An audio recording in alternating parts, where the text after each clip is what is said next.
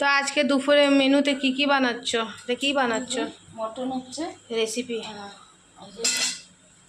Mutton আগে বানিয়ে নিই, এই ম্যারিনেট করে রাখবো। চামচ দই দিলাম, একটা আদা রসুন আর টমেটোর বাটা হচ্ছে, এটা সবটা দিয়ে দেবো। নুন দিলাম,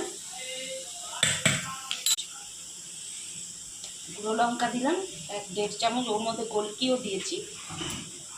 ধনে গুঁড়ো 1.5 চামচ দিলাম। কাশ্মীরি লঙ্কা, কাশ্মীরি লাল লঙ্কা দিলাম।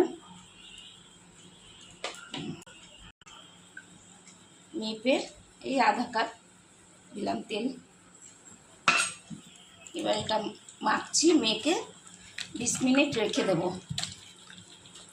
ম্যারিনেট করে 20 মিনিট রেখে দেবো এটা ঢেকে। তেল দিলাম, একটুখানি দেবো, ওটাতে তেল দেওয়া হয়েছিল।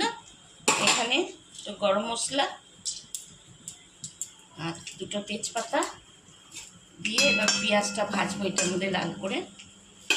তেল বেশি করে দিচ্ছি, একটু আলুটা ভেজে নেব আগে। এই আলুটা ভেজে নিচ্ছি ওটার মধ্যেই। আলুটা ভাজা হয়ে গেছে, এই যে উঠিয়ে ফেললাম। এবার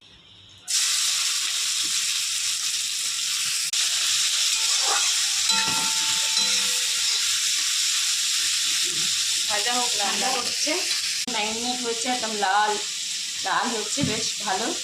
দেখো লাল লাল হয়ে গেছে মাংস, পেঁয়াজটা। এবার মাংসটা দিয়ে দিচ্ছি, ম্যারিনেট করা হয়ে গেছে, এবার দিয়ে দিলাম। এবার এটা কষাবো।